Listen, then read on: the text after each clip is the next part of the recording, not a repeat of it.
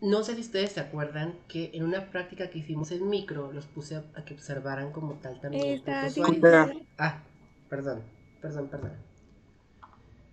Les comentaba que no sé si se acuerdan que en una práctica que les puse a hacer en micro, los puse a observar como tal protozoarios, también de agua libre, de la encantada, de vida libre. En general, los protozoarios son células eucariontes, son unicelulares también como las bacterias, pero la diferencia es que son pues eucariontes. Tienen núcleo, tienen organelos, tienen pues todo. Eh, ahora, ¿por qué son importantes en la medicina? Porque hay protozoarios como estos que son básicamente pues de interés médico. Son parásitos que pueden ser intracelulares, pueden ser sanguíneos y también parásitos pues gastrointestinales. Yo creo que en la infancia todos nosotros o escuchamos hablar como tal de lo que son las amibas. Las amibas como tal pues son o forman parte de los protozoarios parásitos. Entre los parásitos que ustedes tienen que estar viendo o que en teoría deben de ver en teoría o con las clases con el doctor Rosendo es entamoeba histolítica, giarda, tricomonas vaginales, trypanosoma gambiensis, que de hecho este parásito está mal. El que deberían de estar viendo es trypanosoma cruzi porque gambiensis es de África, entonces aquí este no existe. Tienen que ver Leishmania mexicana, Plasmodium vivax oval, Malaria y falciparum, Toxoplasma gondii y Balatidium coli. No son los únicos que existen, de hecho existen más protozoarios de interés médico como Cryptosporidium, entre otros más. La mayoría de estos pues realmente se transmite cuando una persona come algo con los quistes. En este caso aquí no son huevos, como vamos a estar viendo en los helmintos, ¿cómo se llama? En las tenias, en los ascaris, que se transmiten por comer los huevos. En este caso son quistes, que son como una forma como tal encapsulada del parásito que le permite sobrevivir y es también parte de su estadio de vida. Entonces, como tal, ¿qué parásitos realmente de importancia médica son importantes que ustedes conozcan?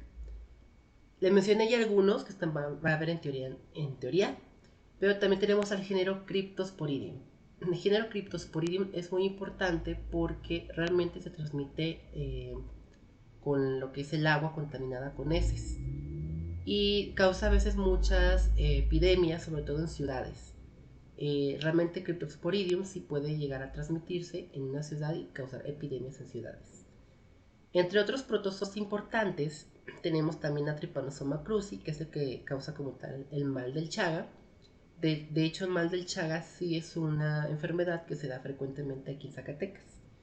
Algunos de ellos vamos a estar viendo que se transmiten por el agua o por los alimentos contaminados con los quistes, con los protozoos. Otros requieren como tal vectores como insectos o picaduras de insectos para que puedan llegar a transmitirse, como es el caso del plasmodium, que es el que causa la malaria, el paludismo, y como es el caso también del trypanosoma cruzi, que causa como tal el mal del Chaga. Su clasificación pues es muy diversa. Realmente los protozoos se pueden clasificar en flagelados, euglonozoos, xilóforos, amebozoos y van a depender como tal de la morfología que tengan en su cuerpo. Algunos protozoarios son amibas, son como una masa babosa que puede como tomar diferentes formas, que va avanzando con pseudópodos. Los cilióforos parecen células como tal con pilis, con muchos cilios alrededor, y los flagelados pues tienen flagelos, su nombre lo dice. Su tamaño pues varía, aproximadamente son de 2 a 100 milímetros. Realmente podemos verlos muy fácilmente en microscopio. Y les comentaba también que pues sí son células eucariontes porque poseen núcleo, poseen citoplasma, organelos, poseen otras estructuras como los kinetoplastos en el caso de Trypanosoma brucensis y Trypanosoma cruzi. Poseen vacuolas, poseen otro tipo de estructuras que les permiten como tal pues llevar a cabo la digestión, llevar a cabo como tal sus procesos metabólicos propios del protozoo. Como tal, algunos de los protozoos de importancia que ustedes tienen que conocer, pues es por ejemplo. Este es Entamoeba histolítica. Entamoeba histolítica es un protozoo que se adquiere por comer algo o beber algo con heces que tengan los protozoos o los quistes. Leishmania mexicana es un protozoo que se adquiere a través de la picadura de un mosquito que se llama flebótomo. Y Toxoplasma gondii es uno que se adquiere por estar en contacto con las heces de los gatos contaminados. La mayoría de ellos se va a reproducir por fisión binaria de forma pues asexual y son anaerobios porque pues viven prácticamente en zonas donde no hay oxígeno, como el intestino o la sangre. ¿Qué técnicas de laboratorio se utilizan para poder diagnosticar estos protozoos o los protozoos de interés médico? Van a variar.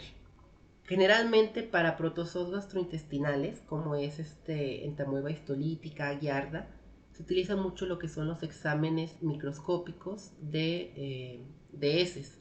Hacemos un frotis de heces para poder observar al microscopio y así observar o identificar los quistes o los trofocitos del parásito.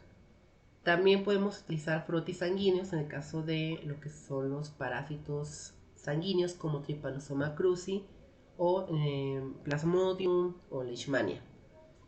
Y cuando no podemos detectarlo como tal a través de uno de estos métodos, necesitamos utilizar pues secuenciación de ADN, PCR, como es el caso por ejemplo de pues Leishmania mexicana.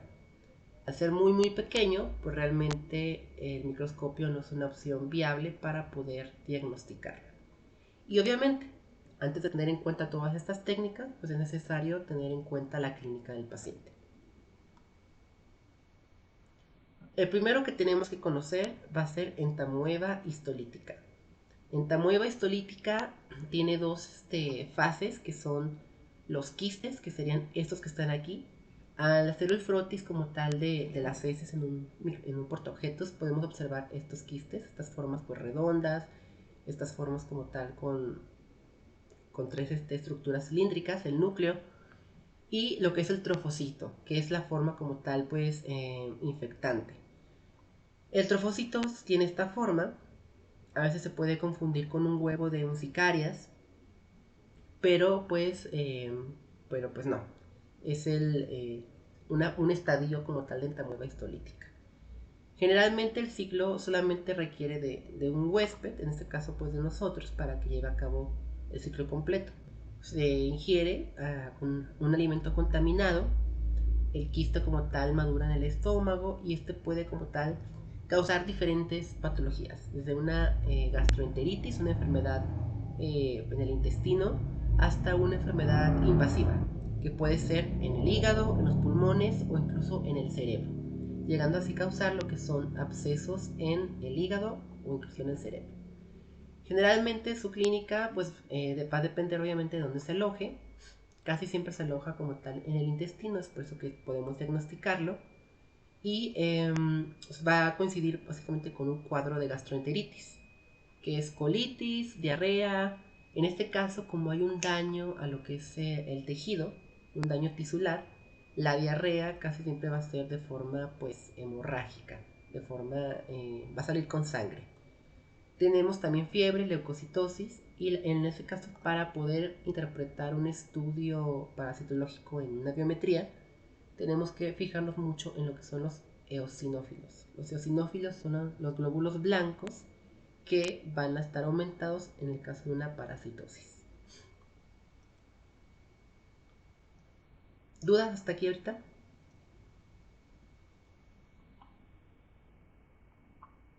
Bueno, cuando hay una lesión como tal en el hígado, pues podemos diagnosticarla con una tomografía Y el método más idóneo para poder diagnosticar entamoeba histolítica es al microscopio, la microscopía óptica con un frotis de heces. Así observamos las heces y a través, obviamente, pues de la clínica. Tenemos que observar al microscopio este tipo de estructuras. En los quizzes posteriormente les voy a poner como tal fotografías de los quistes, de los estadios, y ustedes tienen que, pues, obviamente, identificarme en base a la morfología a qué se puede estar debiendo. ¿Ok? También es importante que esto se lo graben porque entamoeba causa destrucción tisular, destrucción de los tejidos. Giarda es el otro protozoario que tienen que estar viendo. También se contrae por comer alimentos mal desinfectados o agua contaminada con quistes o con heces que contengan el parásito.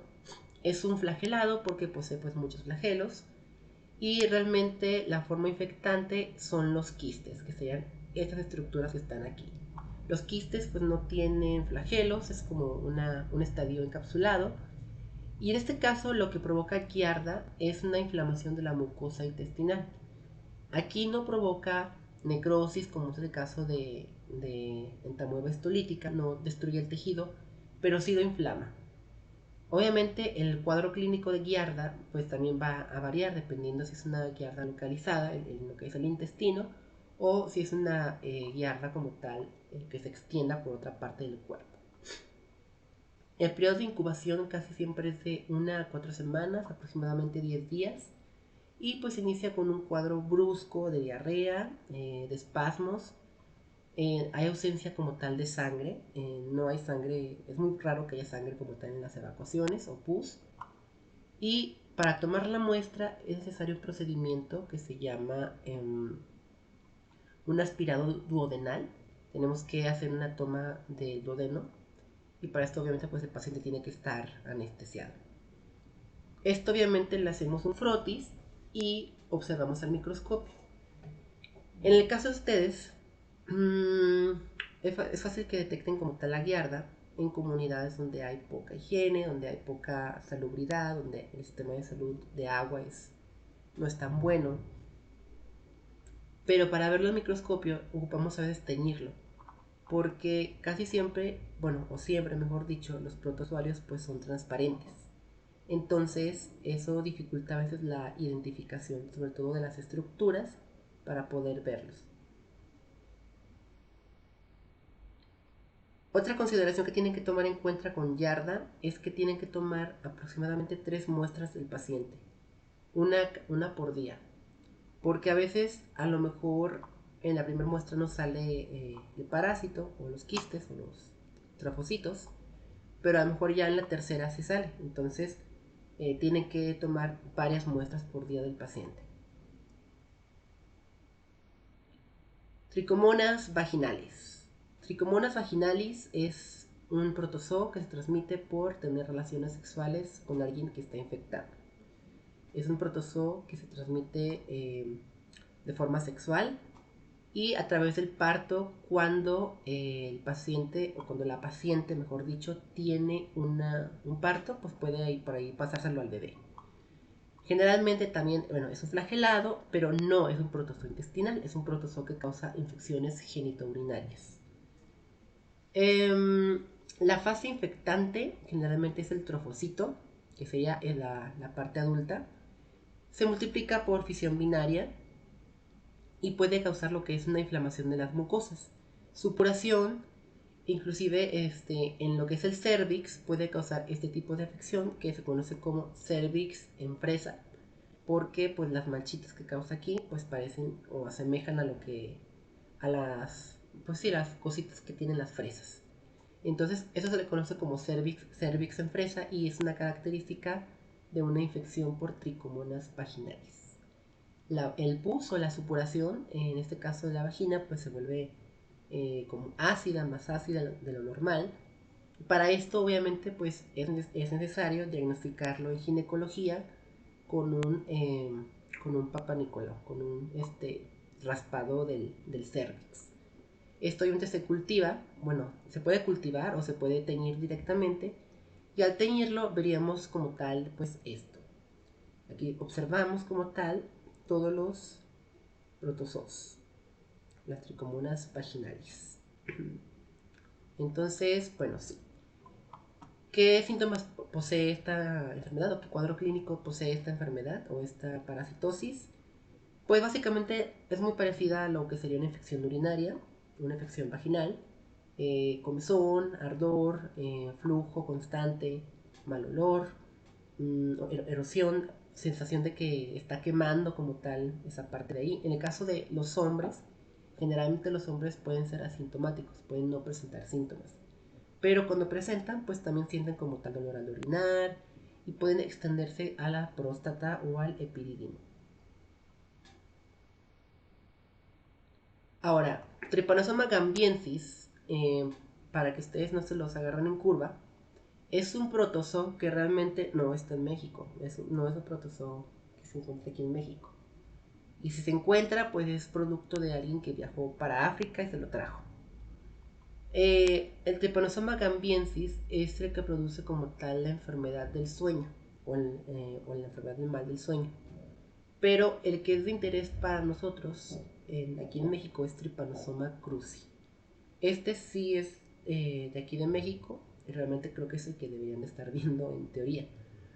Eh, Se transmite por la picadura de una chinche, que creo que todo el mundo las hemos visto.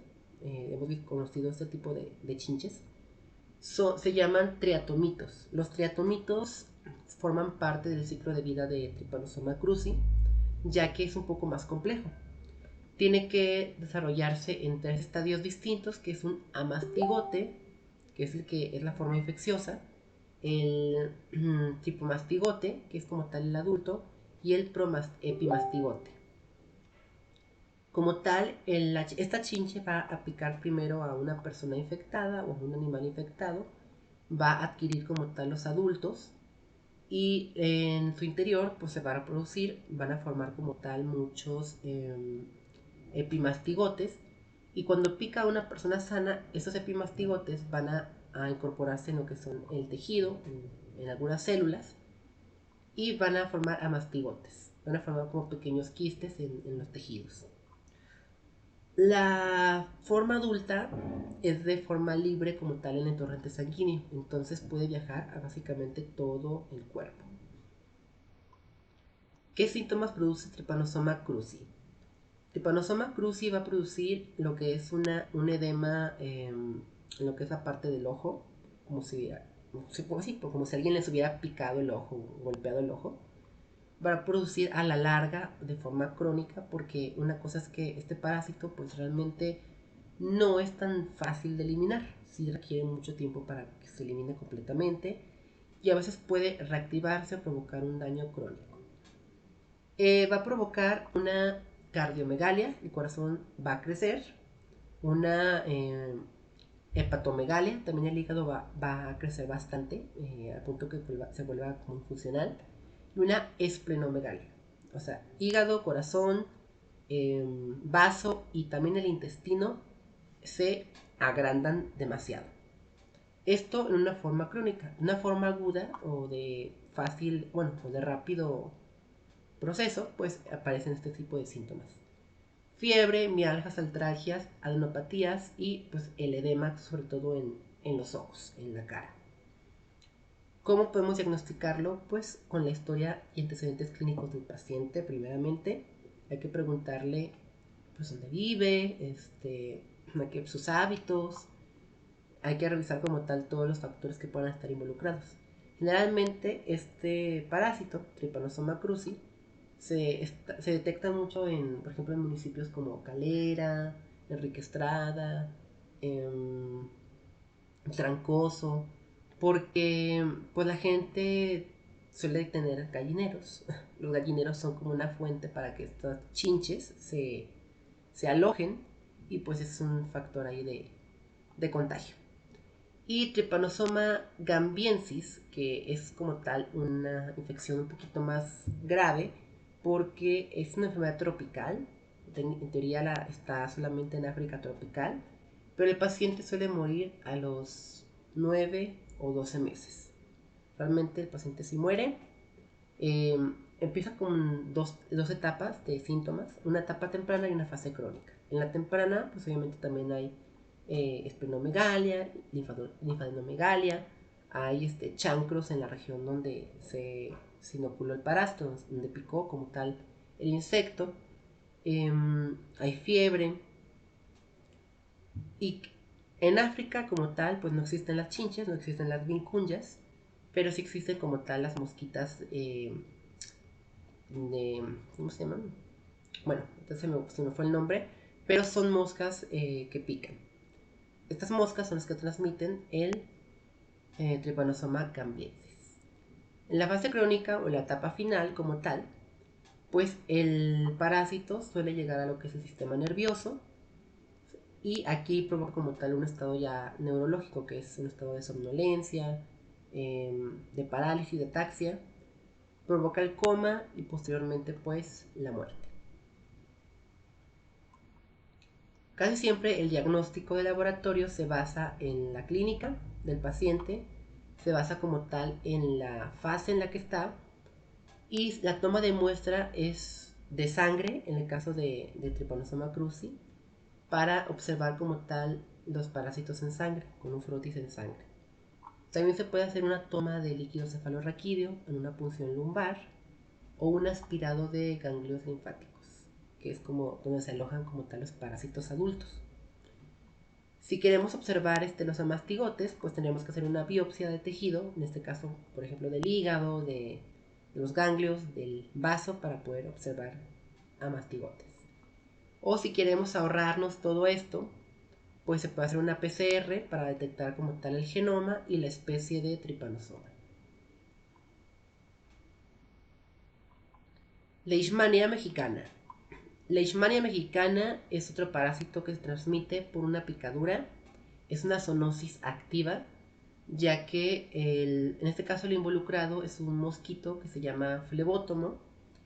Generalmente se ubica en las zonas desérticas, zonas como de Mazapil, zonas como tal de donde hay desiertos, también donde hay buenas fuentes de agua como Belice, Guatemala. Estos mosquitos tienen en su interior lo que son los adultos, que son estas cositas que están aquí, que son amastigotes. Los promastigotes, una vez que son ingresados al cuerpo, tienen una clínica muy particular. Le van a provocar como tal una úlcera, que en este caso sería esta. La úlcera empieza a crecer, empieza como a podrir como tal la piel y posteriormente empieza a endurecerse. Esto en el caso de una parasitosis como pues leve en teoría. El primer síntoma aparece a partir de las 2 semanas o los 2 meses después de que ha sido picado el paciente y esta úlcera como tal va pues aumentando de tamaño.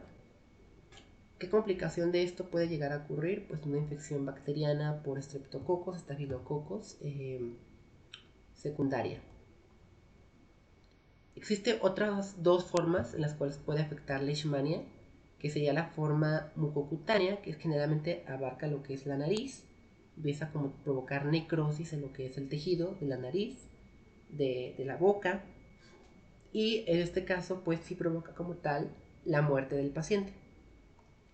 Otra puede ser como tal la forma visceral, y en este caso es una enfermedad fulminante porque afecta directamente pues a los órganos. El periodo de incubación en este caso pues, va a variar de varias semanas a un año. Es decir, a partir de que alguien lo pican, pues pueden pasar hasta varios meses para que empiece como tal a producir síntomas. Y empiezan con escalofríos, sudoración, y en este caso, como es una afección a los órganos, pues un aumento en lo que es el tamaño del hígado, el vaso, pérdida de peso y se puede provocar una lesión renal. Para poder tomar la muestra y hacer el correcto diagnóstico, tienen que hacer un hisopado de lo que es la parte externa de la lesión, que es donde generalmente se ubican los parásitos, transportarlo al laboratorio y ahí se hace como tal el diagnóstico. No tienen que tener asepsia, o sea, no hagan asepsia de la zona, solamente hagan el hisopado. Y pues al microscopio obtendríamos como tal esto, que son los amastigotes, y los tripanomastigotes, que serían estos que están aquí, o los adultos, básicamente. Plasmodium es el género que provoca como tal el paludismo, la malaria y todo lo que las enfermedades tropicales asociadas a los mosquitos. El vector que lo transmite es el mosquito Anófeles. Anófeles es un mosquito africano que también está que puede llegar como tal también aquí a América, y es un parásito intracelular. Habita como tal en lo que son los glóbulos rojos. Y cuando se rompe, y para poder salir, pues rompe como tal los glóbulos. Esto para entrar a otros glóbulos y volverlos a romper y así constantemente. Entonces, a la larga, pues obviamente esto causa como tal una anemia. Una anemia porque se rompen los glóbulos, y cuando recuerden que el exceso de glóbulos rojos o lisados provoca como tal también una falla hepática, porque pues tienen que pasar por el hígado, por el vaso, para poder ser desechados. Entonces, bueno, la malaria, pues en este caso, ahorita no podemos como detenernos a ver cada uno de los parásitos, porque son muchas especies de parásitos de Plasmodium. Todas causan como tal una sintomatología distinta, pero pues son muy específicos. Entonces, en este caso, para el diagnóstico, casi siempre se pide, además de la clínica y de los frotis sanguíneos, una PCR para poder detectar la especie correcta de Plasmodium que es. En el caso de la malaria, pues los síntomas van a ir desde el dolor de cabeza, el dolor muscular, los espasmos, la inflamación de los órganos, la sudoración, la taquicardia. Va a provocar una falla como tal de lo que es el corazón, y un coma, y posteriormente pues la muerte. Casi siempre cuando observamos un frotis, pues podemos observar los parásitos dentro de los glóbulos rojos. Entonces es muy fácil como tal darnos cuenta de la presencia del parásito protozoo. Eh, También como tal una complicación que puede llegar a cabo este parásito es el taponamiento de los capilares, ya que forma como tal pues trombos con los glóbulos que infecta, y esto tapa como tal el capilar, provocando lo que es el pigmento palúdico propio de la enfermedad del paludismo. Y bueno, una parasitosis muy intensa es cuando el paciente tiene un 10% de los eritrocitos infectados. Esto se sabe cuando se hace el frotis, se cuentan los eritrocitos infectados, se hace el cálculo, y en base a la cantidad de sangre que tenemos, a la cantidad de eritrocitos, pues se sabe cuando es grave o es leve. Casi siempre se detecta con una prueba antigénica, que es una prueba rápida y pues tiene una sensibilidad muy alta para, por ejemplo, Plasmodium falciparum, pero muy baja para otro tipo de Plasmodiums. Entonces, para poder saberlo, necesitaríamos identificar la especie pues correcta con PCR. Toxoplasma gondii. Toxoplasma gondii es el parásito que transmiten los gatos. Los gatos transmiten este parásito porque generalmente los gatos se comen al vector, que es el ratón. El ratón como tal es el vector principal de Toxoplasma gondii. Este vector va a llevarlo y a transportarlo a muchos otros animales. Hay una fase como tal de vida libre, que es esta que está aquí, bueno, o que puede estar como navegando por todo el cuerpo, y otra fase como tal de quiste, que puede alojarse en los tejidos. ¿Cómo podemos contraerlo nosotros? De dos formas. Al consumir carne que tenga los quistes infectados, que puede ser carne pues de oveja, de cerdo, o al estar en contacto como tal con las heces de los gatos. Cuando son heces de los gatos adquirimos la forma como tal de ocisto del adulto, del huevo, y esto como tal ya pues genera una infección. ¿Qué prevención tenemos que hacer aquí? Pues desparasitar los que tenemos gatos a los gatos y no dejarlos salir, esterilizarlos. El cuadro clínico pues es variado. Generalmente Toxoplasma gondii se asocia mucho a lo que es la ceguera de los ojos, ya que el parásito puede migrar hasta lo que son los ojos y causar una ceguera, un daño en lo que es la córnea, que se llama corioretinitis. Esto provoca la ceguera y también curiosamente el parásito puede quedar como tal inactivo durante muchos años, pero puede volver a reactivarse en otro tiempo posterior, en la edad adulta. Entonces no hay como tal un tratamiento que lo elimine al 100%.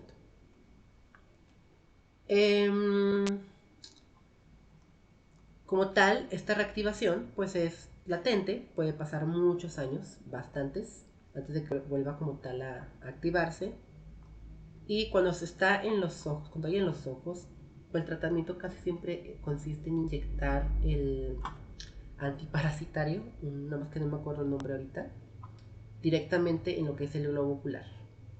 Entonces, pues sí, sí es un tratamiento doloroso. Como tal, los ovocitos o los quistes son estos que están aquí en forma circular y los traquizoides o los parasitocitos son estos de forma libre.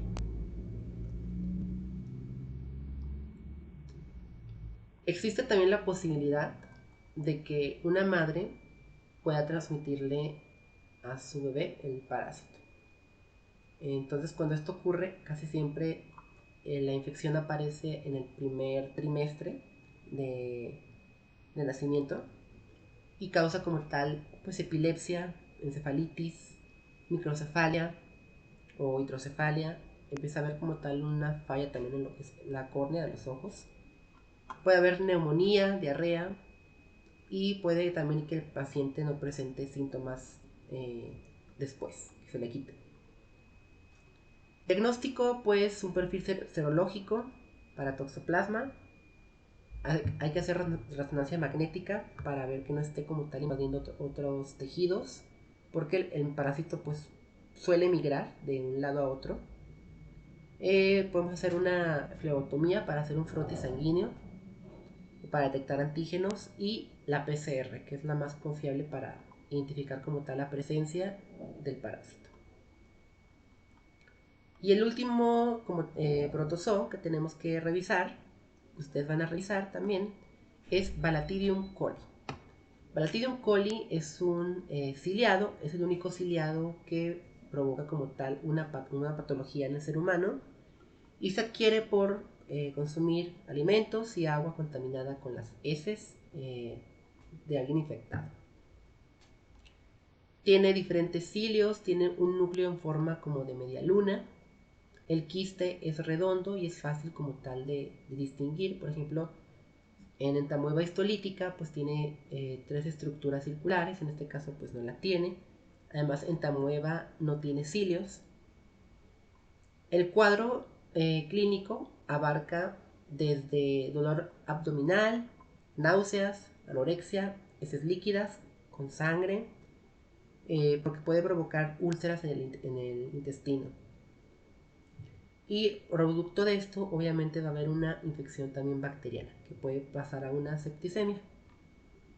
El diagnóstico para esto es a través de un frotis sanguíneo, perdón, un frotis de heces, y observamos aquí en las heces como tal lo que son los trofocistos y los quistes. Entonces, si se fijan, chicos, casi todos los protozoos que estamos viendo requieren solamente de uno a dos huéspedes para poder completar su ciclo.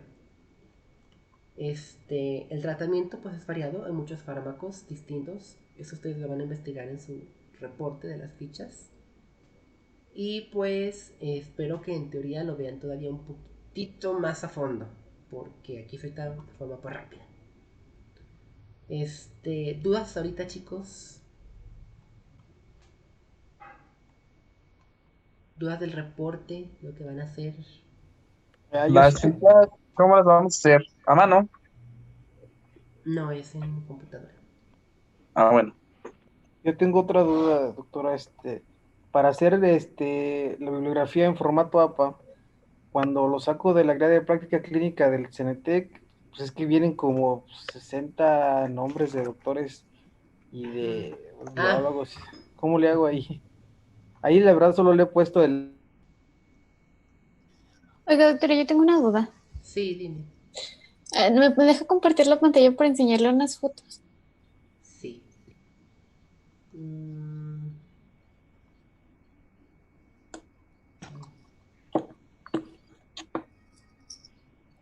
listo. Ok. A ver si puedo, es que estoy en el iPad. Ok. Ah, ah, ah, ah.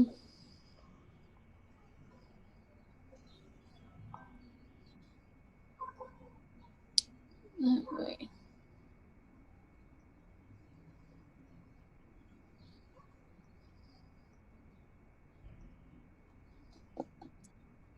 Espera, deme 2 segundos. Sí, nada más bueno, o si quieres, bueno, es que tengo que aceptar a tus compañeros. Mire, esa. Ah, ok. ¿Esos son como los parásitos que nos enseñó o es otro tipo? Si no me equivoco, es un Ascaris lumbricoides. Y Sí, es como los que les sí, enseñé, y los así que están en pueden el crecer laboratorio. mucho. Chale. Sí, pueden llegar a crecer hasta 30 centímetros en el intestino, sobre todo las hembras. Sí, Chale. sí es un Ascaris lumbricoides. Ah, gracias, es que tenía esa duda. Ya, Porque dejaré de de de compartir. quién es. No, es que me mandaron esas fotos de una niña.